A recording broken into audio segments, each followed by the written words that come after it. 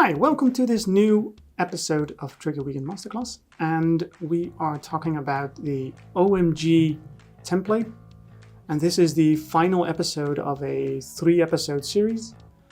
And in this episode, we are going to automatically send approved invoices to administration software, in this case Exact Online, and we're going to use Zapier for that. So let me show you how that works in the application. After that, in the designer, and finally, I will show you in Zapier how that works, and also in Exact Online that the purchase order actually was received. So let's go to the application. We have the open invoices, and as soon as an open invoice is approved, we're going to send it to the administrative software, and that's all there is to it. But what can we see?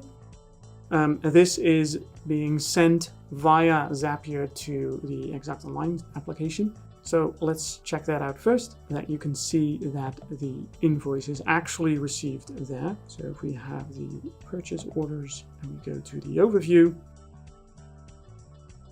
Okay, so we can see it here. The 206 is here and it has been added to Exact Online.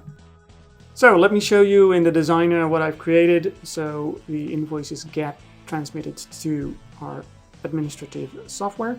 At the user flow where I approve invoices, I added a flow part. So as you can see here, we approve it and then we send the invoice to Exact Online via Zapier. What's important is that in the second video of this 3-series video, we created an automatic approval process for invoices of which the PO number can be matched. And that means that we also need to change that process as well. So these items are received by the automation flow, the received invoice.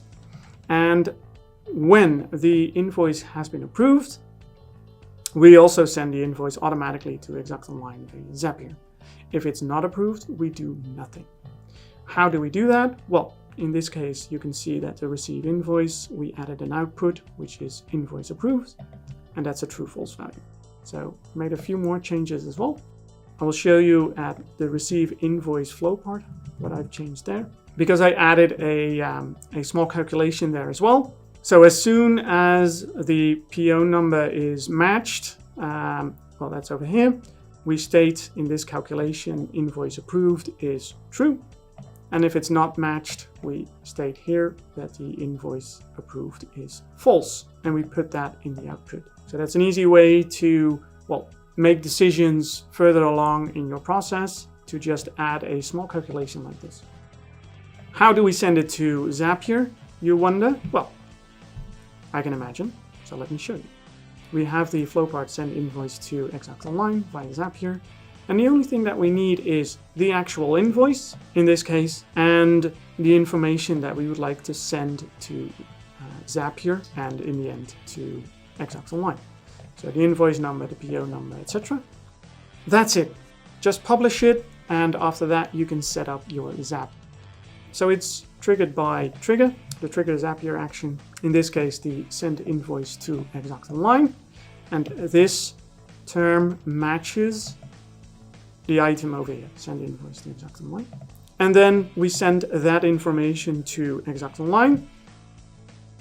We use a third-party Zap for that. It is subscription-based, but it is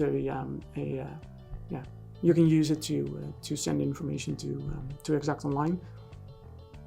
Keep in mind that when you transmit information to Exact Online, for instance, like this purchase order, Exact Online matches all sorts of information.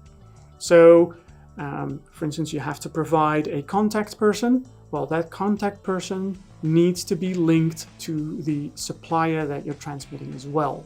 So when you start using this, you need to have that base information into your application as well, else probably it won't work. So that's something to keep in mind. And that's all to it. As soon as you automatically or manually approve an invoice, this Zap will be triggered, and this Zap will eventually send it to Exact Online as well. Thanks for watching our 3-episode series about making changes to our OCR template. Please click the like button and subscribe to our channel. See you next week for a new episode.